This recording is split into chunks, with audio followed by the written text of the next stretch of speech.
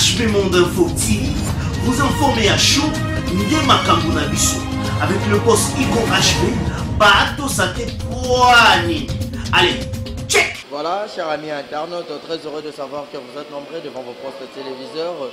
Au micro, le cadeau de la presse, Barési Baza. Bienvenue à tous et à toutes, mesdames et messieurs. Bonjour, bonsoir, selon l'heure à laquelle où vous nous captez 5 sur 5 partout dans le monde. Vous nous suivez en Kinshasa, la capitale de la République démocratique du Congo. Je vous dis à chaque fois, abonnez-vous sur HB Monde Info TV parce qu'on est là, le slave du travail, pour vous informer, pour vous apporter de l'actualité. Avant de présenter mon invité d'aujourd'hui, permettez-moi de dire un grand merci à Hussein qui est derrière la caméra. Merci à Imak Makengo du côté montage, sans oublier mon patron, mon boss, à la personne de Igo HB Motema, lui en Simba la japonaise. Et puis les Mamabi du Chiquito, partenaire officiel, le jeune patron Yannick Chamba Godson, il y a mère Clarisse Ganga. Et puis Gilles Vassimba, il y a Tania Moukoko, Miss de Londres, Tania Moukoko, Miss de Londres, Mbote Place aux Ali. Aujourd'hui, je serai avec Thierry Mumbaya, moi en Afrique. Tony Ngizara Zahir.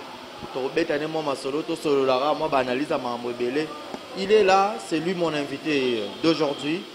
À ma droite, à qui j'ai dit bonjour Thierry Mumbaya. Barési Baza, bonjour, bonjour la Bandéonion sur la Nabiso, na boss Igo HB, donc site Kitoko, boulot Kitoko, il n'y a rien dans le bas. Seulement ils allaient plaisir, si on a on ira à la place, Soroye, attention pour briefer émission, nous avons sous stress. Vous avez ni barolo, vous avez des dérapages, mais ça sera des dérapages exactement. Donc, quand on a la profondeur, pour que bateau batala biso non seulement basa satisfait mais ba respecter biso et puis tant que tu respect ba parents la biso basu honneur. Oh là là. Très fort, très bien dit. Un message ou soit un mot gentil dans l'internet autour ba Thierry Mumbaya avant toi t'amener la série de questions. Un mot gentil, beaucoup plus salutation na bandero tout on va éparpillé dans le monde entier mais à la base basa ba né Congo. Donc bato ya base Zaïre, bato ya ba Congo, bato ya Congo central. Donc, Bima Congo depuis les séries à Bazaïna, Bimi depuis séries à Congo central, Biba Congo, et puis Bango, pour l'autre côté na Bango, Congo. Donc, la Bani Congo central, la côté qui a retrouvé na Matadi, Boma, Mwanda, Tozongi, na Zongo, et puis Toekin, on a découvert qu'il y a une bonne partie de l'histoire du Congo. Oh là là. C'est-à-dire, mystère, spiritualité, Maramutu. Tout ce qui est la spiritualité de l'histoire congolaise. Et va dans Naba Congo. So il te me bat tout dans un secret. Déjà Naba Congo, ils ont parmi place maman na likambo ya histoire et spiritualité Congo. Vous savez, la culture est toujours liée à la spiritualité. Qui dit culture dit spiritualité. Même au ministère pour commander Mabani, n'a qui inspiré. Attention, on a commis l'un de mes meilleures inspirations, il y a mélodie. C'est-à-dire tout provient de la spiritualité. Chaque contrée en Mboka, ils ont un ange. Ils ont un gérer spirituellement. Autant dans la Bible, les chrétiens vite fait au monde. Place mon baloba, Daniel tant a prié 21 jours, il a la réponse mais ange et secteur ange méchant et secteur on a bloqué la prière. Donc pour dire que chaque secteur ils ont un ange méchant, on a un ange gentil dans le bata pour nous gérer ne penza masala kata mutu na mutu na ange gardien. Est-ce que biso ba ange historique? Il y a Congo ils ont le roi Basimo Kimbangu. Il y a le roi Baya qui parle vite. Nous sommes en France, il y a un Jeanne d'Arc. Il y a un ange historique en France. Parce qu'il y a parmi la révolution, l'église catholique, il y a sainte. Mais le pays est reconnaîtra. C'est-à-dire chez nous ici, on a cette. Moi, manque à reconnaître les minés. Mais ce qui est là-bas, il y a qui parle vite. À Outakuna, selon la croyance, il y a la maman et Simon Kimbangu. Simon Kimbangu, c'est pas parce que la province est spéciale, mais c'est parce que nous avons un choix Israël pendant que la nation est là, le Congo passe à la choix à Bas-Congo. Je ne suis pas du Bas-Congo, mais j'ai découvert beaucoup de choses. Au monde, dans le quartier prison. Les places de prison, place Simon Kimbangu, à passer à moi temps, à se vadar sur le période de Moro. Même date, chaque année, évasion Salam à la prison, mais Balobela monte l'information. Chaque année, surtout, tout le quartier prison, à vivre, à Bas-Congo, à Boma. Chaque année, la même date, évasion Salama. Les prisonniers sont vraiment la liberté, ils sont venus, ils sont là, ils sont là, évasion Salama, à date, donc, ils sont ils sont nulle part dans la province de Congo. Soit qu'il y a même Congo, on a place embouchée à fleuve Congo. Place fleuve, écoute, on a l'océan, ils ont un banane. On a et tu as démystifier le mystère. Pourquoi Congo a permettre à ce que le monde nous dise que c'est dire au cas qui est découvert l'embouchure du fleuve Congo pendant que les autochtones banda ko vana na bakoko na so ba Congo banda vana déjà na ba bi que fleuve Congo banda awa mais aujourd'hui dire ko ka ko pesier honneur wana ebi maloko yem ta découvrir pendant que ba historien wa ya mbaka biso kuna tanto komaki ay c'est sûr que dire ko ka na ene ko informer mindele ki embouchure eza wana mais à découvrir parce que déjà place wana ti ba koma ko benga ngo kombo wana ezaki na kombo mususu dire ko ka tanga yé pas sur la na batu so oya yo ka kinda pesa kombo wana bon. Donc pour dire que ça m'a embelé ça là-bas qu'on voit nous, batangisa biso na classe, batangisa biso mabé. Voilà. On a découvert même un mystère, il y a Baobas Stanley, il n'est pas comme ça biso pe na ba école, nous ce soir que non Stanley mutatobola nzete avant na kati. Alors que selon la botanique de Ebike, Baobas ils ont des sortes, Baobas plein na Baobas creux, na kati ya radali dessous. Donc Stanley il y a mati dikolo ala li na kati pour na banque insécurité. Oh là là, ouais ça court mon bimba. Non, on a découvert pas mal de choses et ça biso sous kana plaisir ça là on a compris, il y a beaucoup à dire et puis là quartier moi côté qu'on attend ce moment qui va na prison.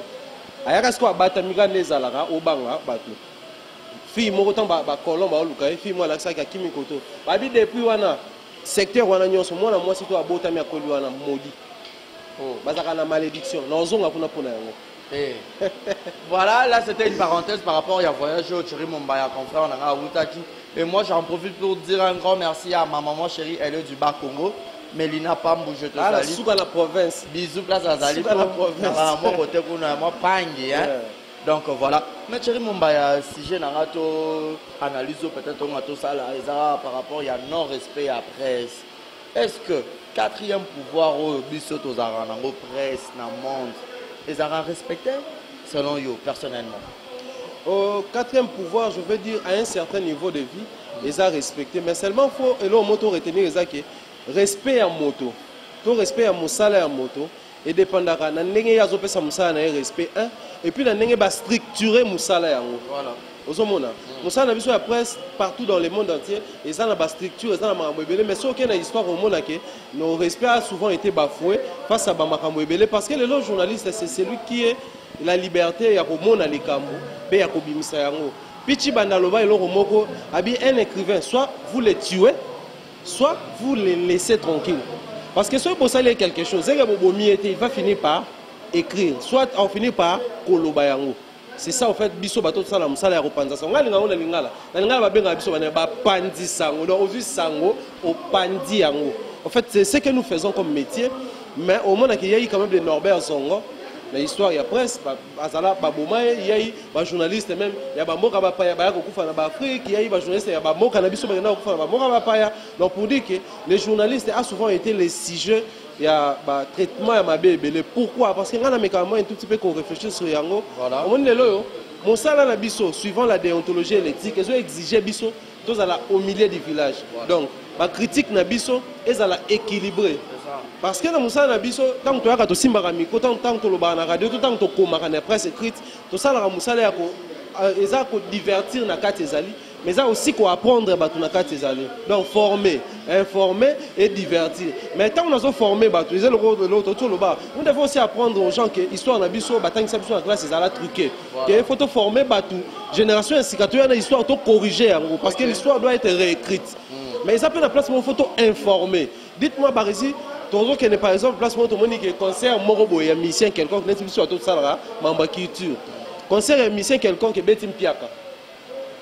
Ceux qui n'habitent dans la complaisance, qui n'ont respecté des déontologie éthique, il faut informer normalement. Il faut informer que concert wana beta qui piaka. Le bébé qui piaka boye ba s'attaquer na. Baza makamunyo sur wana. Place kaka ya ko informer des places mais là sur un problème. Si tu as formé, ça va. Si tu as divertir, ça va. C'est comme si na kasi yote Thierry Mumbaya, ba musicien na biso balingara to déformera deux fois peut-être l'information ce qui est que l'information est en vrai mais biso to manigancer information to déformer. Ils veulent à ce que nous restons juste tant kaka izala mambuki abeta qui plein tant que izaki asale lo moko exploit tant kaka sali mamu. Moi je vais prendre un exemple typique. On a été inquiété. Ça m'a récemment dans 16 Morobo, na partie intime. On a vu ça et circulant dans les médias en ligne. En fait, moi, ça m'a écœuré. Pourquoi? Parce qu'ils sont en plein début au mois de mars. Aujourd'hui, nos femmes ne comprennent pas que moi, émancipation, en soi, ils ont créé Bundarana Bisso.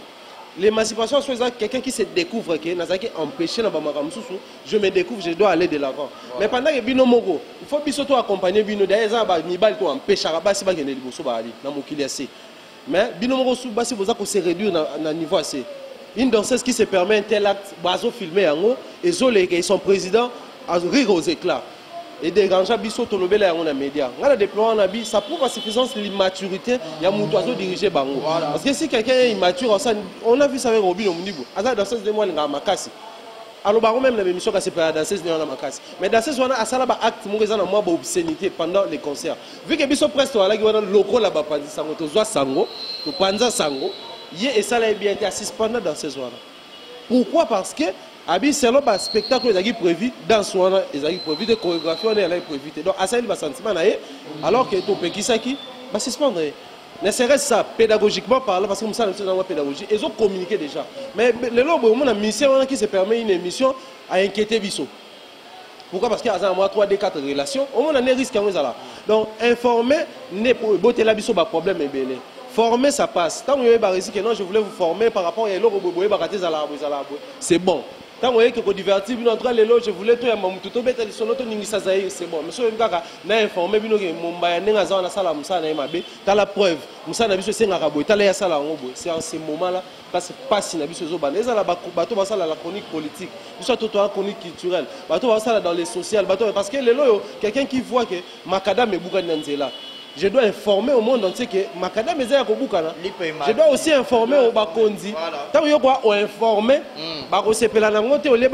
ça va inquiéter la gestion d'un pays. Chroniqueur politique à nous devons en parler. Ils ont compris qu'il fallait qu'ils aient la A, mais ils ont B. Tout informer, Makamozo Tambola bien été, a combien inquiété. Donc, on a compris que pas si Nabiso Zara n'a parti à quoi informer. Voilà, parti à quoi informer, on a dépassé Nabiso, mais c'est quoi on a Nabiso. Pourquoi question on a tenu? Parce que Ebele Toto Mbarara va victime à Maramboana pour informer qu'on peut cette information est vraie. Au monde au comique à inquiéter, Bazuyo, mettre en justice et tout. Le long des Eliezer, confrère Nabiso chronique politique. Pour Yo Kato, pour Monaye, déjà n'engagez pas attendre, on a parlé de la justice. Je crois, troisième chose à la guerre, aucun des prisons, ceux qui peut-être l'intervention déjà les informations de la RIS sur qui a quitté la prison, c'est ça là qu'on a un message pour apprendre. Moi, je suis un rappel dans le je suis un solo, mais banditier. Merci quoi, et même un musica, mais ça l'est extase. Parce que vous les lobos, quand informé, il y a un problème à tout niveau de vie. Pour nani, par exemple, tout exemple, on a tellement plus en culture, mais on va généraliser pour comprendre. Par exemple, on a déploré une très mauvaise politique culturelle dans la biso. J'ai même expliqué que le ministre de la culture à Salam Samabe. Depuis à l'époque, tout le ministre de la culture à Salam Samabe. Dans le bas, on a des émissions, et à la télévision, et à médiatiser en ligne. Tout le bas, mais on dit, tu vas applaudir, biso, vous avez raison, on dit vraiment, homme de la culture, les musiciens et les autres. Mais jour ministre de la culture en Kota, en Salam Samabe, il y a bien. Mais le roi, tu as pas de Kanda Kabila, soit ça, on dit, biso, na bango, tu es baraté. Parce que biso mutu en soi reproche à bakonzi logo na ye. Omona. Lelo on a reproché par exemple mukonza mo logo boy. Mutu kuna reproché boy. Mutu kuna le président biso tout asala nini. Aoyamba. Donc loko la yem tasana en place. Ministre moi koko tapé à boy ça musa ki toko. Biso doit être ça la chronique culturelle. Toko les mission droit ministre oh ça musa la bien, à droit mambo que bien. Informer et comme le sous problème. Harmonie ba collabo. Balié déjà, la commune place pour mes alliés. Parce qu'on est réalisé à tellement la 4-4. Attaquer le gouvernement, bata poto, ba foutu les babia qui n'a même poto zonga, ne réalisé pendant combattant. Jour à ça l'émission na maman, il va collabo. À se retrouver na 4. Parce que tant na mon amuto à un moment donné ba bien collabo tout ba tema boko, ba kene na prison. Mais minga ko ba ke informer wana et quand il sera biso et bon tu as pas problème mais on est musa to kona. Tout ça là mais surtout toujours la on a mais quand même qui s'informer donc ils entre des collègues on excellence ngoika sans gestion na bosanité ba dossier mo ya ba diamant moi c'est en fait déjà nous vivons dans un pays où tu vas rappeler moi problème il y a pas pouvoir moi présent pouvoir législatif ba député na biso na ba sénateur na biso de temps en temps ba sala biso ba fausseté belé de même pouvoir judiciaire. Ils ont un sérieux problème dans le monde. Il y a un sérieux problème. Alors, côté on a déjà le problème à la Ranango, nous faisons confiance à l'avocat ou à accompagner de Eliezer. Mais mon plus grand problème, mon plus grand souci dans ma moto, ils ont un CESAC, ils ont un UNPC. Parce que nous autres, on déplore que Bino Ebele Batapra Saline s'affilie à Kunate. Bino Ebele Batapra Saline Sala Boete. Et puis il y a une grande organisation journaliste en danger. Mais si on est en total à Mamon, Nini Basali pour l'Andeko, Eliezer. Et l'autre côté. Donc plus loin. Certes, les lobes, on n'y peut rien, tout ça, musique et tout et tout. Quand il y a des gens qui nous traitent de collabos, qui nous traitent de revers, après mission, sont tous inquiétés. Qu'est-ce qu'ils vont faire pour nous secourir à tout niveau de vie? Parce que la mission de renaissance, on a besoin d'avocats. L'avocat a droit pour samba. Et c'est un bon. Ils sont toqués dans un aspect. Et c'est un bon. Nous avons déjà ça sur les canisques. Nous avons créé collecte de fonds sauvant des renaissants. Parce que tout le monde c'est tout ça là marche ici au pays. Mais ceux qui sont à l'extérieur du pays, qui nous jugent par moment, par défaut, des fois. Nini ba osala concrètement. Si ça fait mal, comment nous on est encore jeunes, ba négocier ba kulutu na biso na ba âge. Toye ko emboîter les pas na ba nzela ba ba landia ko ba bosolo na milieu so culture. Mais comment ça craint autant que bateau. Na mto lu ka sala ta ba ba peser déjà, ba bimara déjà, ba na ba possibilité ko ta na ba ministre belge, na ba nin tout ça mais c'est facilement inquiété, bakangi pe à tort, justice à malorate à kede boloko. Bon biso bateau, surtout talipé na moi ba relation toi on a malorate. Donc ce qu'on peut yo pour que ton clan parce que bon ça biso déjà signe parce que tu comme anasuka. Tout déformera, tout le barara information vraie. Là je préfère encore cardinal Maloula à bailo moko, mieux vaut mourir pour la vérité que de tuer la vérité. C'est-à-dire que dévotion a décidé hier soir à Koufa pour la vérité que hier ne boit pas ma vérité. Alors ça la honte. Voici quand on va aller au mot vérité attention même sur bilama pembele c'est pas la cara pour la vérité. Parce que le bateau to la vérité ba ko supporter en honte. Parce que nous sommes des ba sentiment muta supporter vérité to muta décider à Koufa pour la vérité. Mais ce que biso msa to ça là est obligé biso. Ils ont déontologie na biso, ils sont obligés biso tous à au milieu du village et puis tout le la vérité. Mais seulement s'il faut élargir l'horizon momuke, ba ndeko musu pe ba okangama manque ya bon traitement et information. Parce que to yebi ke musala oyo diffamer information. Ils ont exigé biso sur aux information. Il faut d'abord commencer par traiter l'information à la base, au traiter en yebi que ça, et pas on travaille on a koloba ngote, on a koloba. Ils ont que bonne information mais qu'on traiter en. Et puis tant au servir en yebi que la servir et puis alors musu c'est ça cible na par exemple, cible à la diaspora. Parce que nous sommes beaucoup plus consommés par ceux qui sont de l'autre côté. Voilà. Donc, tant qu'on y a des bango, photo le langage, photo c'est la communication, tant que y a des cibles, on va traiter au mabé. Pendant que vous avez communiqué, on a communication de crise. Vous par exemple, on a des banlieues, on a des communes un peu reculées, pour ne pas heurter la sensation. Par exemple, on a communiqué que le gouverneur a pris une décision que il faut que chers amis confrères ou chers amis compatriotes, désormais le gouvernement a pris l'arrêté ministériel tel non. Donc, il y a des communications à un niveau assez. C'est comme ça que tout le monde a même dans la publicité. Il sait que tout le monde a cible dans la classe. Donc, il y a des cible ça comédie, mais quotidien, il exiger au dolé. Donc, il y a des techniques qui ont des problèmes de supermarché. Il y a ça et comme il le prend, mais par-dessus tout, il y a soit totika. Soit tu continues, ça a un principe, soit ça passe, soit ça casse. Parce que personnellement, pour mon protocole, ça passe ou ça casse? Là, déjà à la base, je suis Munga, là-bas, Limbisa, et ça, on a un faute. Ils sont bangala en soit au bangala, généralement. Et puis, on a un mbouza bangala, il y a un mois de tétion, il y a un mbouza. On va avoir brutal. Il y a un brutal à Bangombe, mais ça rame à coup, Bangombe, brutal. Mais bis ce que mbouza, tu as la mois d'août, tu as la tétion, tu as raté. Voilà. Parce que Moussala Oyo, départ bateau dans un entouré na bango Barési, Raphaël, bani les bateaux, les genre que au sein l'aura bien so ba inquiété ça ya ça courage. On a ya na ko lo mozo ça lo solo bela boy félicitations continuer. So ça on a gagné. Donc ça passe. Voilà, ça a été pour moi un plaisir de t'avoir aujourd'hui chéri Mumbaya. Moi je t'encourage beaucoup parce que tu es vraiment parmi le genre bah déformer information, oh bah le bara vrai. Oyo banga raté, oye qui chasse à lipekiti. Et zongi 3 Et Zogi Il va falloir qu'il t'arrache. Voilà. La publication sur Facebook, on a besoin de quitter. Voilà. Merci beaucoup. Un mot de la fin pour qu'on se sépare pour aujourd'hui. Grand merci pour l'invitation. Voilà. Merci pour l'ambiance qui Pour moi, je crois ma place abonnée à Zarales pour Nabi. Vous avez non seulement Moutou, mais vous avez Ayebi Moussala. Surtout que Bino, vous avez Botangé sur la classe. Il y a Milaï, ils bien qu'il y ait une formation. Ça nous fait toujours du bien aux Zala. Moi, je veux dire un grand merci. Je vois le président Adonis Ngambani, bon retour au pays. La père a zoné les bisous dans le micro, on a évité de se faire la nengafo. J'ai dit qu'il la mams. Père Alain, bande père a zoné, on a évité. La mams de Ori Laël, prince Ngambani. J'ai dit qu'il depuis les États-Unis. Tcheveri Mouzang, le très spécial du président Adonis. Salutations à Martin Bokanga, soldat américain. Carmen Fortin, moi c'est à Pembe. Salutations également à Bob Bossé, l'homme selon le cœur de Dieu. Je veux dire un grand merci à Succès Kassongondika, garçon bonbon. Nous finissons à France Mobimba. Merci pour la nuance. Voilà. Merci Bernard. Merci à Succès Kasson. Oh, merci Bernard. Succès Kasson. Merci. Fabrice Sente, le boss américain. Fabrice Sente, le boss américain de ces 4 ans.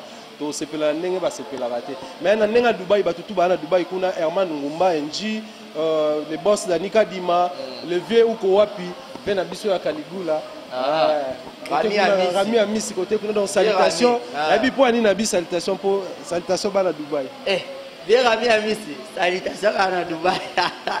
Merci beaucoup, Thierry Mombaya, c'est déjà la fin. Moi aussi, je dis un grand merci à Roby Vouemba, Yaba Roby. Il a choisi ma tata Ange Céleste, il a choisi ma tata Mbotenayo, Patricia Cabo l'adorable, Nana Taka ya Banana. Amina Bofaya Kartis, Renate Masiala, Carmen Kitambala, Karma Homo, Mona Lemba Tongo, les Mama Bidi Chitito Diogo, Godson Chamba, Yannick, Yamé on a besoin de Clarisse Ganga, mon papou Chechilo Molamputu, Yaïguet Kamazi, Succès Kassongo garçon bonbon. Naloba merci, merci Succès Kassongo garçon bonbon, parce que le 23 avril, tout ça la rare, Nenge Zaïr Freningana, comme la Kolia et ça la Penda Kitoko.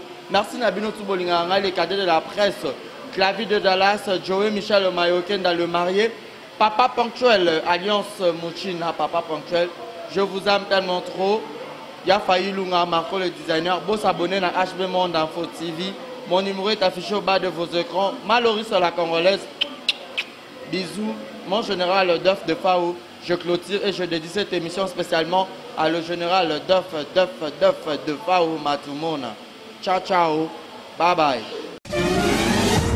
HB Monde Info TV, vous informez à chaud, Ndema Kambuna Bissou, avec le poste Iko HB, Bato Sate Poani. Allez,